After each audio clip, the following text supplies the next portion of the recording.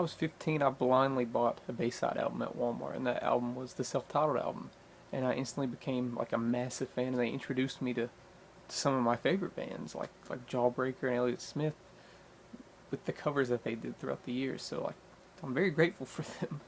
That doesn't mean that I'm a huge fan anymore because I'm admittedly not.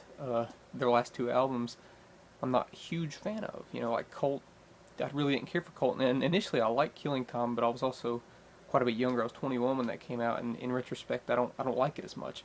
But Sirens and Condolences, the self-titled album, and The Walking Wounded, like I still find myself putting those on and listening to them. While everything after that, I don't really listen to all that much. Maybe pick out a few songs here and there.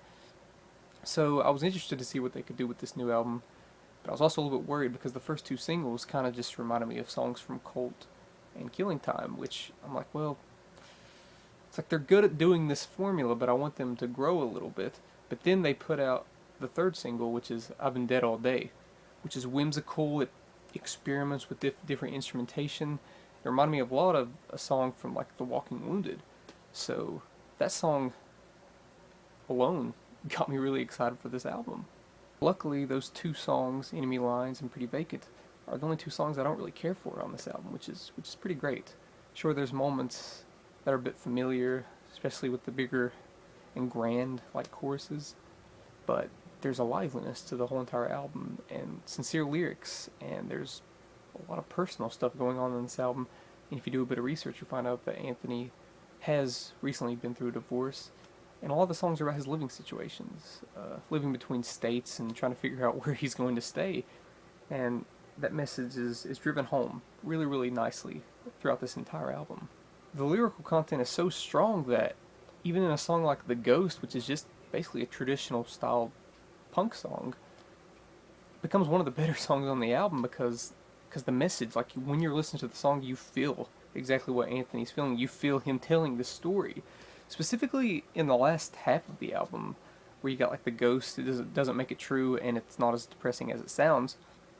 Those songs just feel like a story unraveling, with Anthony just spilling out his emotions, and the album never comes off as depressing. So it's not as depressing as it sounds. As funny as that may sound, it's not like Sirens and Condolences and the self-titled album, which are pretty downers, but they're great albums. This is, like I said, this has a liveliness to it.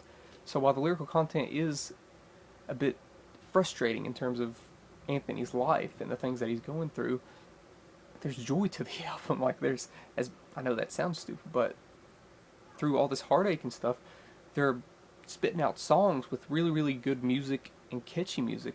Of course, Jack O'Shea just like killing it on guitar on every song, and there's not as many guitar solos, but he makes up for it by doing so much behind the vocals. It also helps that the album starts off really, really strong with the songs Two Letters and I've Been Dead All Day, like I said before. Two Letters is really good.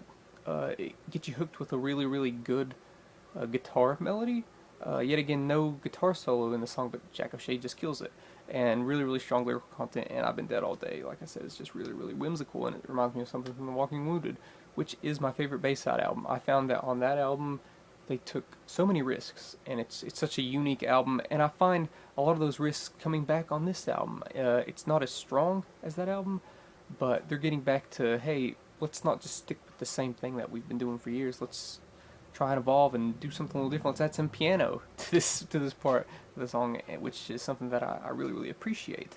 Then you got a song like Mary, which I think could be a hit in like the late 70s and the early 80s.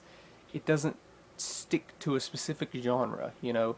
I'd like to see Anthony react to Mary as like a 19, 20-year-old, be like, hey, what would you say to yourself if you knew that you wrote this song in the future? Because it doesn't sound like a Bayside song. Like I said, it reminds me of like a Billy Joel type song, which a lot of this album reminds me of that cover album that they did. I know it wasn't their songs, but a lot of those influences come in through this album, which I've been dying for. I've been wanting that, and I didn't get it on Cult, and I'm getting it majorly on this album. And when I talked about familiar moments, those familiar moments I can put aside with the lyrical content being so strong. Like in a song like Maybe Tennessee, which has one of the hardest guitar licks that they've ever done in a song. By the time it gets to the chorus does sound like similar choruses that they've done in the past, but all the great stuff about the song like makes up for that completely. It's just really hard edge with an amazing guitar solo, one of the few guitar solos on this album. So yeah, I can let a lot of the familiar stuff slide whenever they're producing it in such a way that feels familiar, but it feels fresh at the same time. I know that's silly. A lot of bands can't pull that off. A lot of bands, it just, as soon as you hear it, you're like, this is way too familiar. I'm taken out of this song completely because I've heard this a billion times before. But with this, it's a nice familiarity that feels comforting at times, and I really appreciated that.